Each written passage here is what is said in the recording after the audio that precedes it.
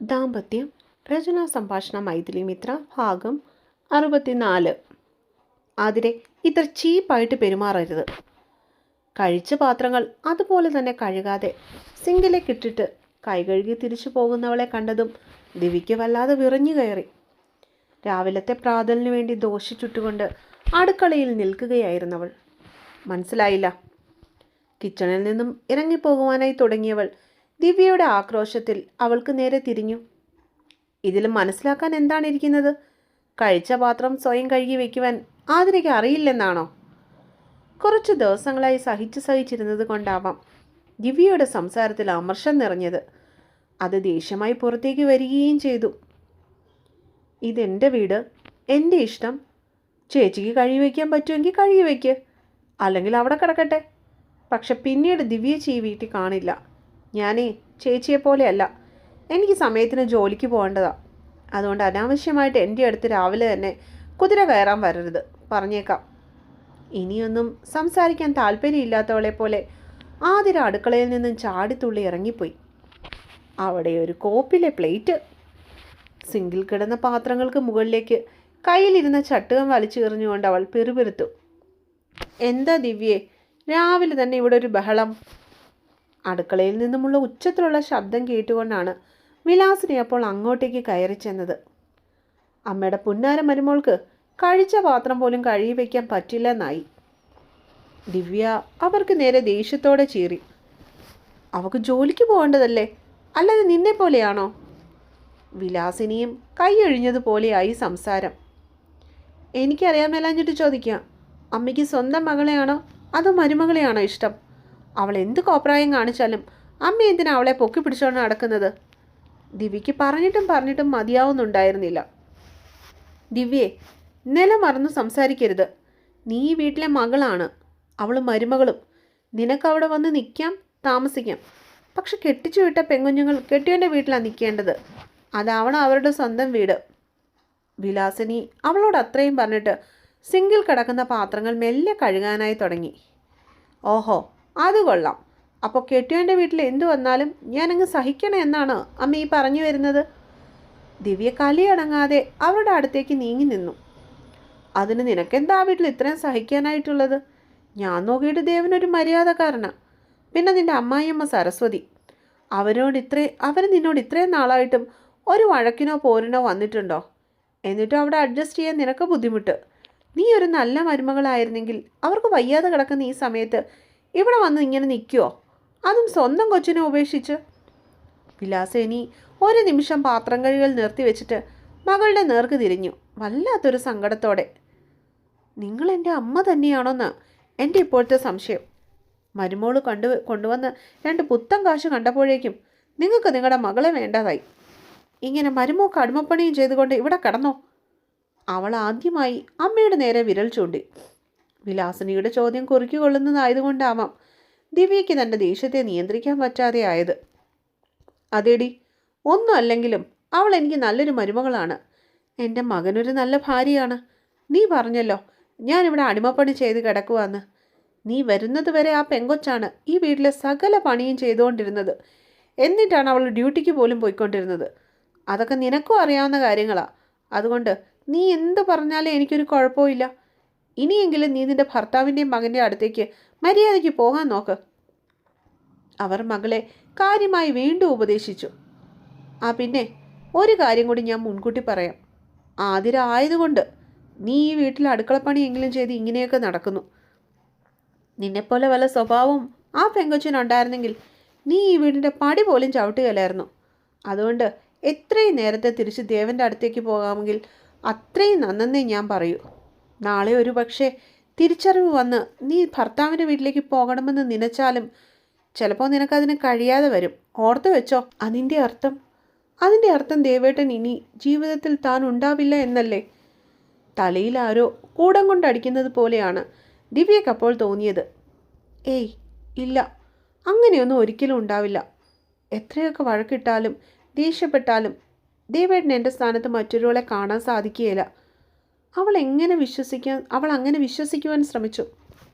അതേസമയം അടുക്കളയുടെ പുറത്ത് അവരുടെ സംസാരങ്ങൾ കേട്ടുകൊണ്ട് നിന്ന ആതിരയും വിഷ്ണുവും പരസ്പരം നോക്കിയൊന്ന് ചിരിച്ചു. ഫ്രൂട്ടി വേണ്ട. അത്താഴം കഴിക്കാൻ വേണ്ടി തത്തയെ വിളിക്കുവാനായി ദേവിക മുറിയിലേക്ക് കയറി വന്നപ്പോൾ കാണുന്നത് മുറിയിൽ കൂടി ഓടി നടക്കുന്ന കുഞ്ഞിപ്പെണ്ണിനെയും അവളുടെ പിന്നാലെ ചാടിക്കൊണ്ട് പായുന്ന പപ്പിയെയാണ്. രണ്ടുപേരും കൂടി തിമിർത്ത് കളിക്കുകയാണ്. അതും മുറിയുടെ ഒരു മൂല പോലും ഒഴിവാക്കാതെ ഓടി നടന്ന്. അതിനിടയിൽ രണ്ടും കൂടി കട്ടലിന് മുകളിൽ വലിഞ്ഞു കയറി വീണ്ടും താഴേക്ക് ചാടി ഇറങ്ങുന്നുണ്ട്.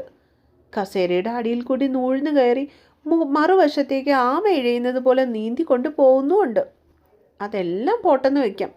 തറ മുഴുവനും പൗഡർ കൊണ്ട് അഭിഷേകം നടത്തിയിരിക്കുന്ന കണ്ടപ്പോഴാണ് ദേവികയിൽ നെറ്റലുണ്ടായത്. ഈശ്വര, ഇവള് തെന്നി വീണിരുന്നെങ്കിലോ?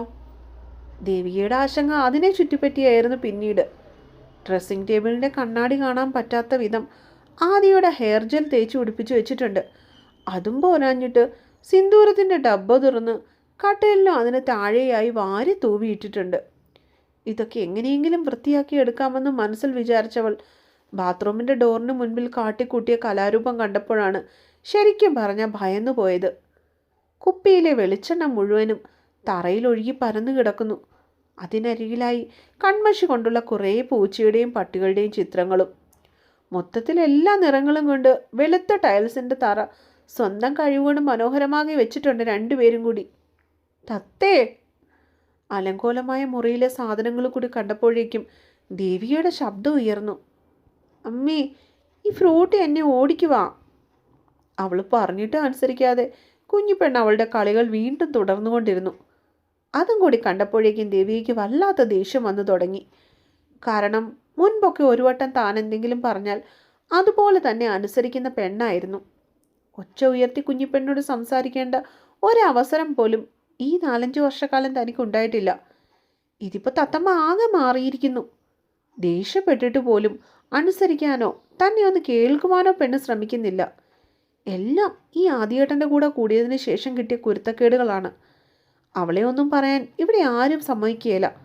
അവളുടെ ഇഷ്ടത്തിനാണിപ്പോൾ ഈ വീട് പോലും നടക്കുന്നത്. എല്ലാം കൂടി ആയപ്പോഴേക്കും പെണ്ണിന് ഒട്ടും അനുസരണയില്ലെന്നായി. തത്തേ! സ്വയം നിയന്ത്രിക്കുവാൻ പറ്റാതെ ആയപ്പോൾ ദേവിക ദേഷ്യപ്പെട്ടു പോയി. എന്താ അമ്മേ? അമ്മയുടെ സ്വരം മാറിയെന്നും മനസ്സിലായെന്നും തത്തമ്മ പെട്ടെന്ന് ഒന്നടങ്ങി. എന്നിട്ട് ഓട്ടം നിർത്തി അവളെ തന്നെ നോക്കി നിന്നു. ഈ മുറിയും ഇത്തിരി മുൻപല്ലേ ഞാൻ അടുക്കിപ്പെറുക്കി വെച്ചിട്ട് പോയത്? അപ്പോഴേക്കും കാള നിലമുഴുന്നത് പോലെ എല്ലാം നാശാക്കി വെച്ചല്ലോ. അവൾ തത്തയ്ക്ക് നേരെ ദേഷ്യപ്പെട്ടു. വൃത്തിയാക്കുന്ന രണ്ടാമത്തെ കാര്യമല്ലേ, നീ ഇവിടെ തിന്നി വീണിരുന്നെങ്കിലോ? എണ്ണ ഒഴുകി പരന്നു കിടക്കുന്ന തറ ചൂണ്ടിക്കാട്ടി വഴക്ക് പറഞ്ഞപ്പോൾ മാത്രം പെണ്ണിൻ്റെ മുഖം ഒന്ന് കുനിഞ്ഞു. എന്നിട്ട് മുറി ഒരു വശത്തു നിന്നും വൃത്തിയാക്കാൻ തുടങ്ങി. അല്ലാതെ അടിക്കാൻ പറ്റത്തില്ലല്ലോ. രണ്ടിൻ്റെയും മുഖത്തുള്ള ഭാവങ്ങളെക്കാളും കൂടുതൽ ഇവിടെ ദേവിക ശ്രദ്ധിച്ചത് അവരുടെ ദേഹത്ത് തേച്ചു പടർത്തി വെച്ചിരിക്കുന്ന കൺമഷിയും സിന്ദൂരമായിരുന്നു. പക്ഷെ മറ്റൊരു കാര്യം അവിടെ അതിനിടയിൽ സംഭവിച്ചു. തത്തമ്മയെ അവളുടെ അമ്മ വഴക്കു പറയുന്നതെന്ന് മനസ്സിലാക്കിയതും ഫ്രൂട്ടി ദേവിയേക്ക് നേരെ നിന്ന് നിർത്താതെ കുരച്ചുകൊണ്ടിരുന്നു. മിണ്ടിപ്പോകരുത്, രണ്ടിനെയും ഞാനെടുത്ത് റോഡിലെറിയും. ഒരു വിധത്തിൽ ടൈൽസിന് മുകളിലുള്ള എണ്ണ തുണി കൊണ്ട് തൂത്ത് കളഞ്ഞവൾ. എങ്കിലും അതിനു മുകളിൽ തെന്നലുണ്ടായിരുന്നു. തത്തമ്മയെ എടുത്ത് ഉടുപ്പ് ഊരിച്ച് നേരെ ശ്രദ്ധയോടെ തെന്നാതെ ബാത്റൂമിലേക്ക് കയറ്റി. അവർക്ക് പിന്നാലെ വാല് പോലെ ഫ്രൂട്ടിയും ചെന്നിരുന്നു. രണ്ടുപേരെയും കുളിപ്പിച്ച് വൃത്തിയാക്കി പുറത്തേക്ക് കൊണ്ടുവന്നപ്പോഴേക്കും അവൾ തളർന്നു പോയിരുന്നു. ഞാൻ ഇവിടം വൃത്തിയാക്കി കഴിയുന്നത് വരെ രണ്ടും ഇങ്ങോട്ടേക്ക് കയറി പോകരുത്. ഇറങ്ങിക്കോ, പോയി അച്ഛമ്മയുടെ അടുത്ത് പോയിരുന്നോ. ദേവിക ദേഷ്യപ്പെട്ടതുകൊണ്ടോ അതോ അവൾക്ക് സങ്കടമായി എന്നറിഞ്ഞതുകൊണ്ടോ തത്തമ്മ ഫ്രൂട്ടിയെയും കൊണ്ട് ആ മുറിയിൽ നിന്ന് വേഗത്തിൽ പുറത്തേക്ക് ഇറങ്ങിപ്പോയി. അതും ആ ഉണ്ടമുഖം ഒന്നുകൂടി വീർപ്പിച്ചുകൊണ്ട്. ഈശ്വര, ഇതിപ്പോൾ എവിടെ നിന്നൊന്ന് ക്ലീൻ ചെയ്താലാ ഒന്ന് തീരുക? പതിയെ കബോർഡ് തുറന്ന് പഴയ ഒരു കോട്ടൺ നൈറ്റി അവൾ കയ്യിലെടുത്തു. മെല്ലെ അതുമായി എണ്ണ വീണ് തെന്നിക്കിടക്കുന്ന തറ തുടയ്ക്കാൻ വേണ്ടി അങ്ങോട്ടേക്ക് നീങ്ങിയപ്പോഴാണ് ആദ്യം ധൃതിയിൽ അങ്ങോട്ടേക്ക് കയറി വന്നത്. ആദ്യേട്ടാ, എണ്ണയാ, തെന്നും. അവൻ്റെ വരവ് കുളിക്കാൻ വേണ്ടിയാണെന്നുള്ള കാര്യം മനസ്സിലായതും ദേവിക പെട്ടെന്ന് വിളിച്ചു പോയിക്കൊണ്ട് അങ്ങോട്ടേക്ക് പാഞ്ഞു എന്നു. പക്ഷെ നിർഭാഗ്യമെന്ന് പറയട്ടെ, പെണ്ണ് വാ തുറന്നു പറയുന്നതിന് മുൻപേ തന്നെ മഹർഷി ടൈൽസിൻ്റെ മുകളിലേക്ക് കാലെടുത്ത് വെച്ചു കഴിഞ്ഞിരുന്നു. തെന്നി ഒരു വശത്തേക്ക് വീഴുവാനായി പോയവൻ്റെ കയ്യിൽ പിടുത്തം കിട്ടിയത് ദേവികയുടെ ഇടുപ്പായിരുന്നു. അടുത്തായി കിടന്നിരുന്ന ബെഡിന് മുകളിലേക്ക് അവളെയും കൊണ്ട് അമരുമ്പോൾ ചെക്കൻ്റെ മുഖം അവളുടെ കഴുത്തിലേക്ക് അമർന്നിരുന്നു. അപ്പോൾ അടുത്ത ഭാഗവുമായിട്ട് നാളെ വരാം കേട്ടോ. ഈ സ്റ്റോറിക്കുള്ള കമൻറ്റ് ബോക്സിൽ രേഖപ്പെടുത്തിയിട്ട് പോണേ. പിന്നെ ഇനിയും സബ്സ്ക്രൈബ് ചെയ്യാത്ത ആരെങ്കിലും ഉണ്ടെങ്കിൽ എൻ്റെ ചാനലൊന്ന് സബ്സ്ക്രൈബ് ചെയ്തിട്ടേ പോകാവുള്ളേ. അപ്പോൾ നാളെ കാണാം.